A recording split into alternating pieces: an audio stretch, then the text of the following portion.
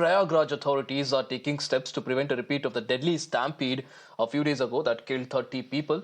CM Yogi Adityanath has ordered zero-error arrangements, which means that there will be an increase of the number of personnel at the spot. VVIP passes have also been cancelled, and the security measures have also been boosted with extra police as well as helicopter surveillance. A one-way system is in place as well, and illegal roadside shops have also been cleared. Talking about medical facilities, 1,200 medical staff have been deployed, 23 hospitals have been set up, temporary ones of course. 50 plus ambulances are also on standby, and equipment is also ready for emergencies. Now the Chief Minister Yogi Adityanath has also directed doctors to remain on high alert until February 5. Now police is also investigating a possible conspiracy behind the previous stampede, analyzing 16,000 mobile numbers, interestingly many of which have suddenly gone switched off, in fact, since the last incident. The devotees continue to come to Mahakumbh, and ahead of the Shahi Snan, Chief Minister Yogi Adityanath has given strict instructions that it should be an error-free Snan in Mahakumbh. And as you can see in the visuals, devotees continue to come to Prayagraj Mahakumbh.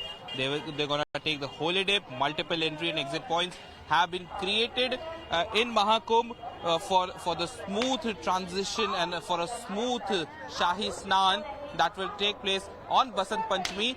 But ahead of this Shahi Snan, the investigating agencies, the Uttar Pradesh Police and the STF, they are now probing a conspiracy angle into the stampede that took place on Mauni Amavasya, in which around 30 people so far they have lost their lives, and the Uttar Pradesh STF is now probing the entire matter into the conspiracy angle. The sources is to say that there are thousands of mobile phones that the STF is scanning, but these mobile phones, they are switched off from the day of incident, and these mobile networks are on the radar of STF and Uttar Pradesh Police.